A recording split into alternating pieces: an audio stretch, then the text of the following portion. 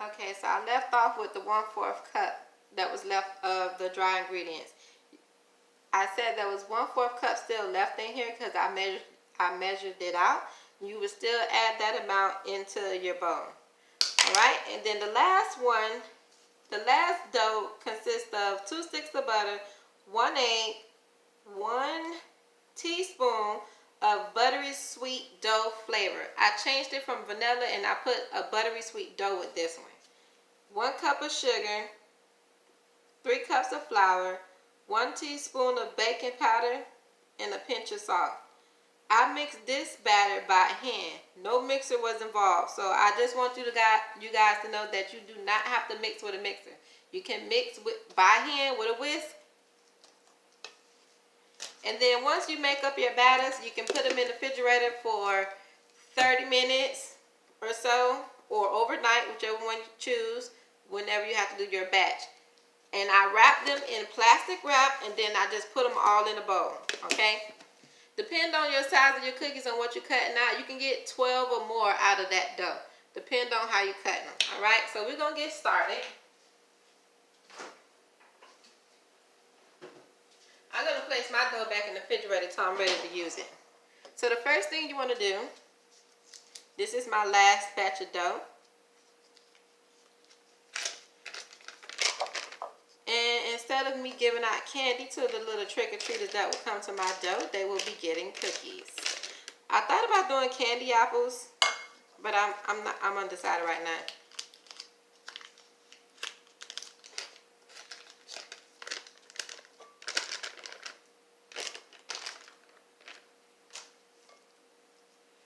Two sticks of butter into the bowl. We're going to put in 1 cup of sugar here.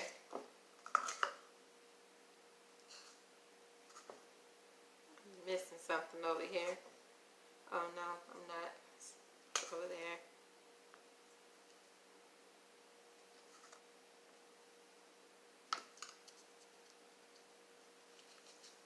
Alright, that's 1 cup of that. I put all my dry ingredients in at the same time. I don't wait for that whole mixing because to me it's all the same. 1 teaspoon of vanilla. You can use whatever flavor you want. You can put in almond, orange, it doesn't matter. Now we're going to put in our 1 egg.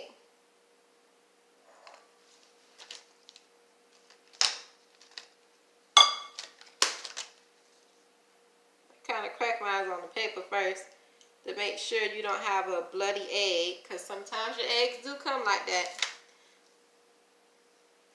And that's it. This is it for my wet ingredients. And I'm going to mix this by hand. And I'm only going to mix until everything is incorporated in the bowl.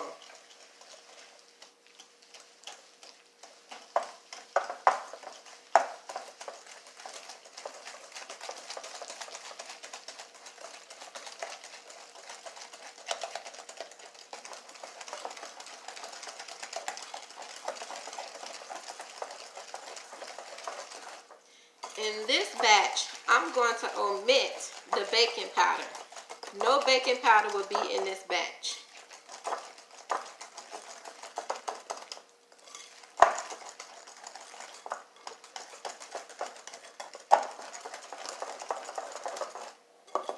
Alright, this is what I'm looking for, y'all. This is what I'm looking for. The egg mixture needs to be mixed in. You don't need to see it. The sugar, the butter, everything. The vanilla. And I'm really getting the arm work out here. Alright. Next thing we're going to do is the flour, which is our dry ingredients, y'all.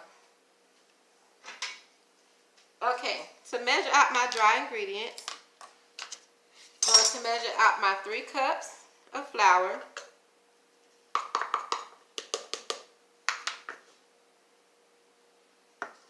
Take a spatula, hope I'm on camera doing this, and then you just dust it off. That's leveling your flour. 1 cup. Okay, I just realized I needed my other bowl next to me.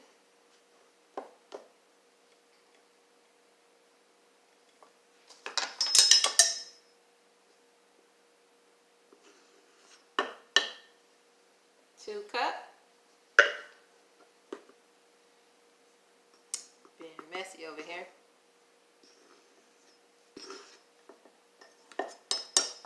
But we can clean that up later, because we bakers. We make a mess and we clean it up. 3 cups. And just sift that in there. Our dry ingredients always consist of flour, baking powder, and salt, but I'm not putting salt in here because there's salted butter in here, and I'm not putting the baking powder in here. So we just want to sift this in here.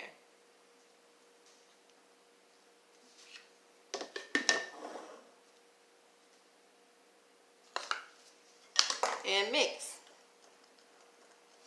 And that's it for this batter.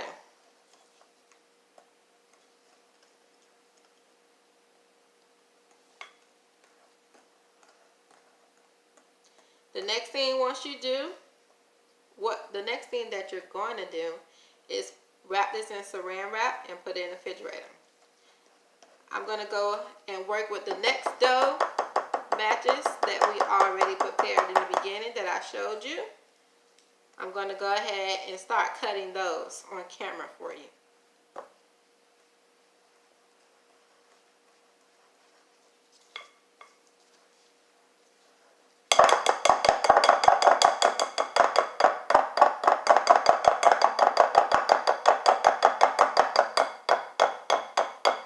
Fast forward through this part if you don't want to hear me banging. Okay, now I'm just going to use my spatula here, and I'm just going to mix this around until I see all the dough pulling it together.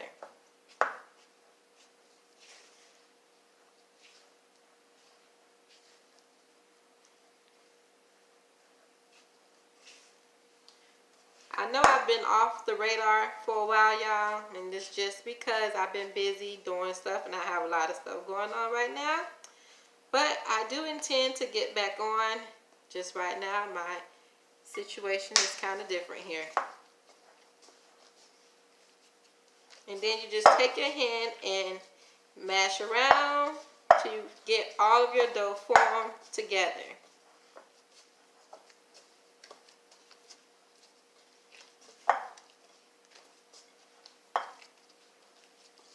The same way I just made this dough up in the bowl for you guys, you're going to do it the same way as I did those other 3 batches.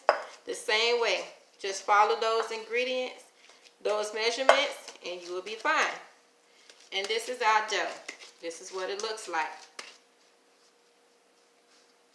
As you can see, there's really nothing left in the bowl.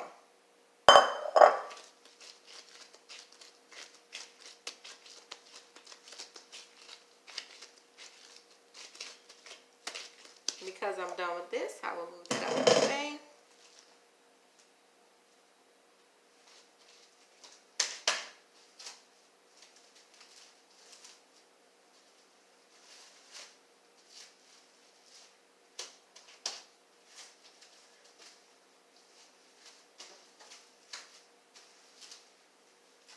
Okay, what I did is took my saran wrap and wrapped it. You can put it in a Ziploc bag. You can wrap it again. It's up to you.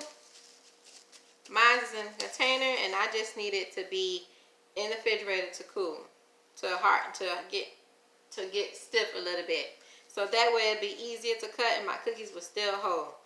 Now, the reason why you will wrap it again and put it in a Ziploc bag, because my preference, because if I have other items in the refrigerator, you know, you don't want to contaminate your dough. And in my case, gosh, I lost my train of thought. Duh. I don't know. Anyways, I put it in a container and I just do it that way because I don't want the freezer contaminated, refrigerator contaminated. I don't know, y'all. Just do it that way. All right. Now, I'm going to be right back. I'm going to clean up this mess and we're going to go to the next part, which is cutting. Alright, so we're on to the next part. I have my rolling pin and my dough, and I have my hefty cutters here. Now, if you don't have this rolling pin, I'll place the description down in the box.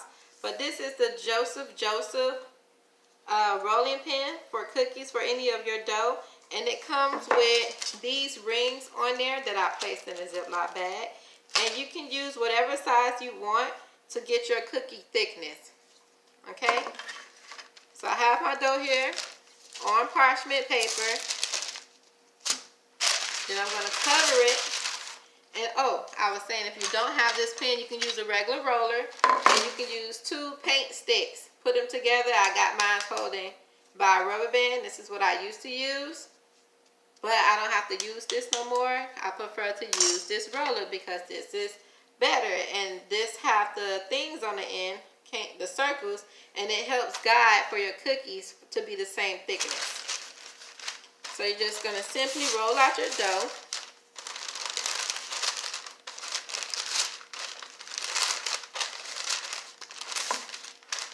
And see, this dough is very cold, so as a matter of fact, I just realized I didn't knead on my dough. Knead my dough on the counter.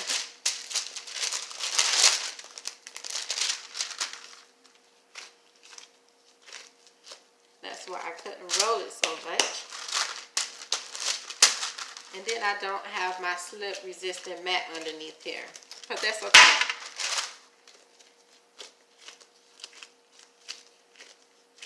We're going to put these back in the refrigerator anyway for 15 minutes in the freezer, not the refrigerator.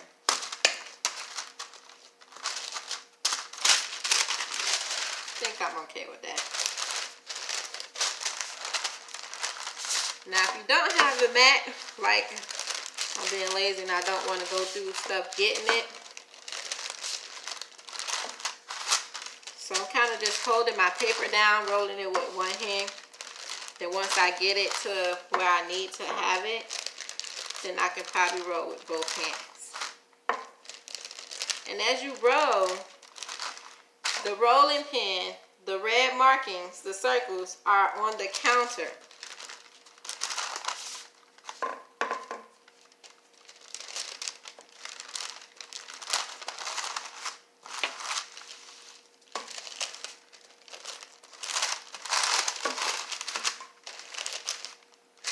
Gonna do that again.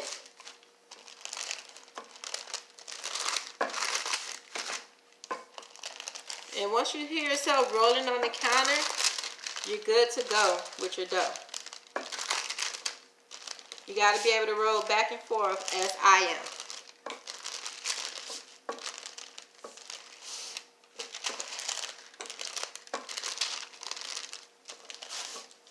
See, I keep stopping right here because this one is not that flat and smooth over here. Now we're getting somewhere. See?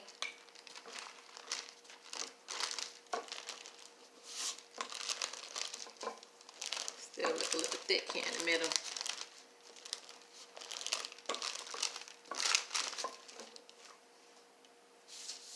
That's about the same thickness for me. Looks about right. Roll it one more time.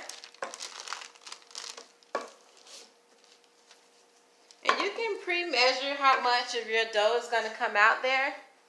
Give me 1 second.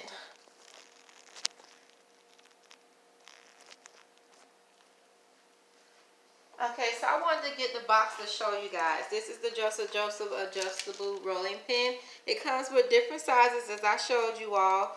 The small 2 millimeter circle.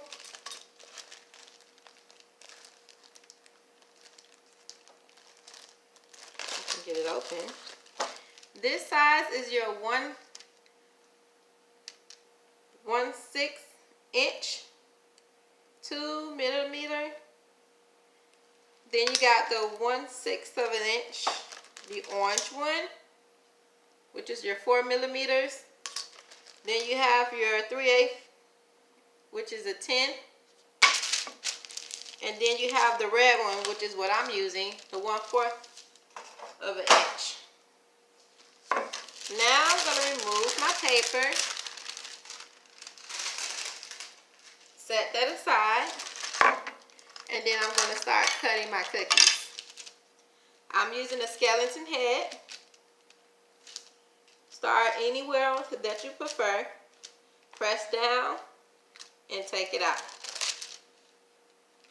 And you're going to continue to cut these until your dough is finished.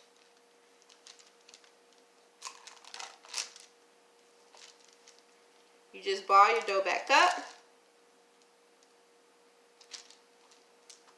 and re-roll and do it again. You don't have to jiggle, push it around or anything like that. Just push it straight down and press. Now I'm going to put these on my parchment paper.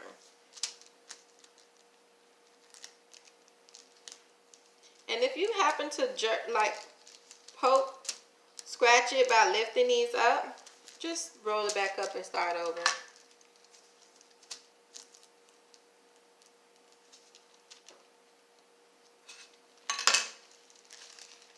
Pick it up, place it on your paper.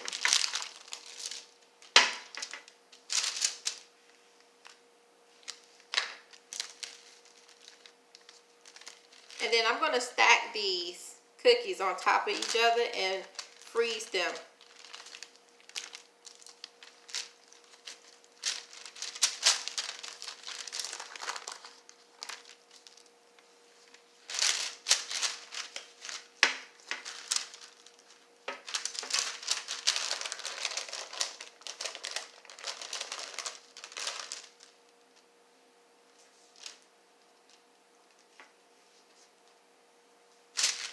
Alright, so I'm going to finish up with this, and we'll be back with the next step, you guys. Thank you for watching. Tune in for the next video.